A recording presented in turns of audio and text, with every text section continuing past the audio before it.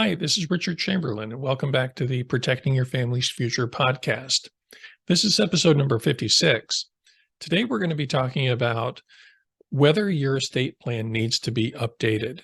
Now, back in episode number 37, we talked about how often should you update your estate plan.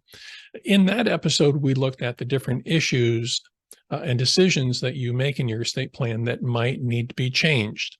Today, we're going to be looking at specific life events, things that happen in people's lives that require them to think about what changes they might need to make in their estate plan. So they're related.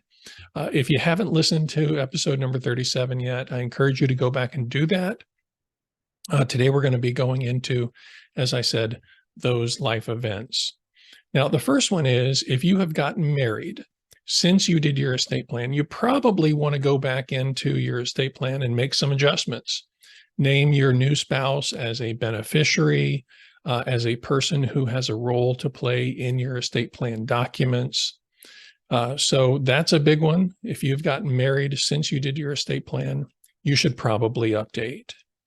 Another is if you have had children, or if your children have had children, so your grandchildren, either born or adopted, you might need to update your estate plan to look at what changes can be made or should be made to include those children or grandchildren in your estate plan.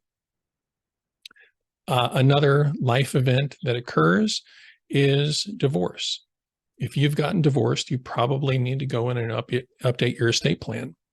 Now, back in episode number 32, we looked at estate planning if you're divorced.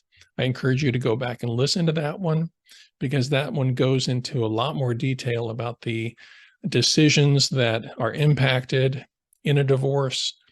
But I did want to include it in today's discussion because it is one of those life events that requires you to think about updating your plan.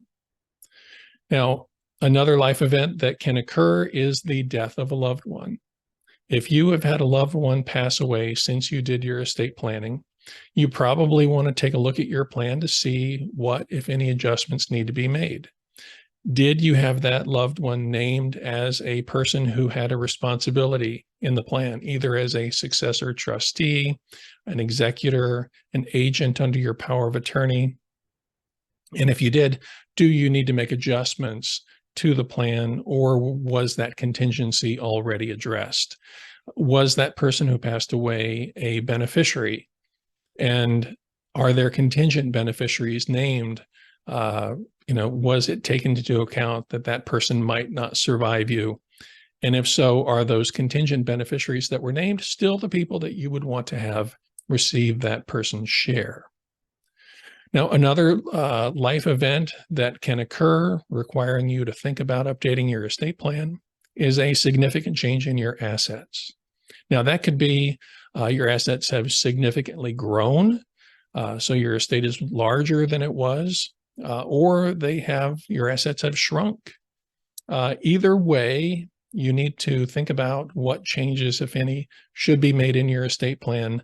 What impact does that change in your assets have to do on your estate plan and what you want to accomplish? So that's another one. The last one I want to talk about today is if you have moved to a new state. Now, typically, the will or the trust that you did when you move from state to state, they are valid in the new state if they were valid in the state where you originally did them. States will honor a will or a trust done in another state if it conforms with the original state's requirements for making a new will, for example, even if those requirements don't satisfy your new state's rules. It's just not necessary that you do a new will because, say, for example, your will was notarized, but you're in a state that requires wills to be witnessed and not notarized. So those will be honored regardless, but certain documents, powers of attorney, healthcare directives, those need to be updated to conform to the new state's laws. And there might be some tax issues that are impacted in your estate plan that are state specific that you want to have a new attorney take a look at to see what changes, if any, need to be made in those documents. So if you have any of those life events occurring in your life, marriage, the birth or adoption of a child, divorce, death of a loved one, significant change in your assets, moving to a new state, I encourage you to take a look at your estate plan and see what updates need to be made. And if you have questions about updating your estate plan, or if you need to make an estate plan because you don't already have one, we're happy to help you if you are in Ohio or in Michigan. Our contact information is in the show notes, and we look forward to seeing you. Hope this is helpful for you, and we'll see you again next week. Thanks.